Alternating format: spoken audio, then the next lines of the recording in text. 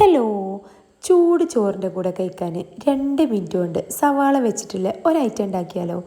അപ്പോൾ നിങ്ങൾ വിചാരിക്കും 2 മിനിറ്റ് കൊണ്ട് എന്തുണ്ടാക്കാനാന്ന്. വീട്ടിൽ സവാള ഇരിപ്പില്ലേ, എന്തായാലും ഒന്ന് പോയി ഉണ്ടാക്കി നോക്കിക്കോ, അടിപൊളിയാന്നേ. എൻ്റെ കുട്ടികൾക്ക് ചോറിൻ്റെ കൂടെ ഈ ഒരു ഐറ്റം നിർബന്ധമാണ്. ഇപ്പം എനിക്കും. ആദ്യം തന്നെ ഒരു സവാള നൈസായിട്ടൊന്ന് കട്ട് ചെയ്യുക. അതിലോട്ട് ആവശ്യത്തിനുള്ള ഉപ്പും മുളക് പൊടിയും പിന്നെ വേണ്ടത് പുളിയും. അതിൻ്റെ കൂടെ വെളിച്ചെണ്ണ ഒഴിക്കാൻ മറക്കല്ലേ. എന്നിട്ട് ഇതുപോലെ മിക്സാക്കി കൊടുക്കുക. ഇത്രയേ ഉള്ളൂ സംഭവം. ഒരു പ്ലേറ്റിൽ തന്നെ വെച്ചിട്ട് ഒന്നും ചെയ്യണ്ട, കുക്ക് ചെയ്യാനോ ഒന്നും പോകണ്ടടോ. ഇതുപോലെ ഒന്ന് നല്ലതുപോലെ മിക്സാക്കി കൊടുത്താൽ മതി. ആ ഒരു വെളിച്ചെണ്ണയും ഉപ്പും പുളിയും എല്ലാം ഒരുപോലെ മിക്സാകണം.